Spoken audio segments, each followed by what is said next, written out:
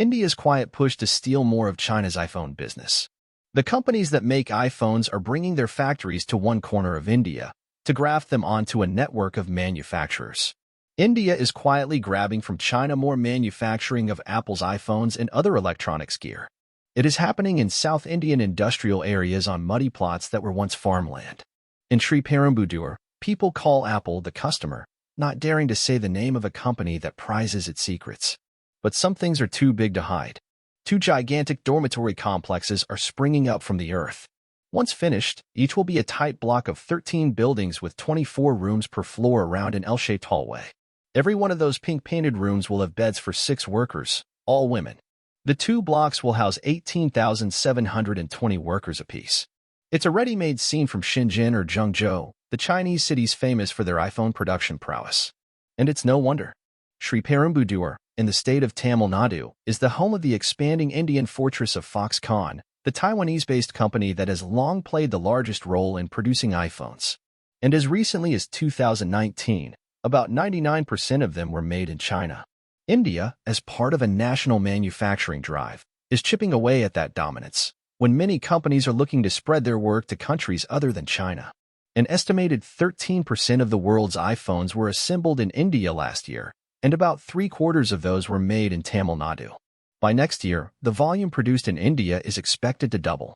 But despite almost 10 years of a Make in India initiative promoted by the country's powerful Prime Minister, Narendra Modi, manufacturing as a share of the economy has stalled out.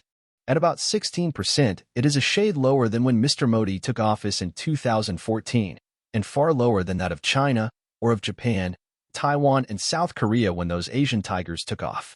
India desperately needs more skilled jobs, and factory work creates them like nothing else. Last year, India overtook China to become the world's most populous country, and its working-age population is speeding ahead. But turning that demographic bulge into an actual advantage means making India's workers more productive. Half of them still depend on small farming. Tamil Nadu might point the way forward. The state of 72 million people is now succeeding in ways that have eluded India as a whole. The national government started subsidizing electronics manufacturing across the country in 2021, setting off a gold rush in places like Noida, next to New Delhi. But for Tamil Nadu, that incentive is not an essential lure.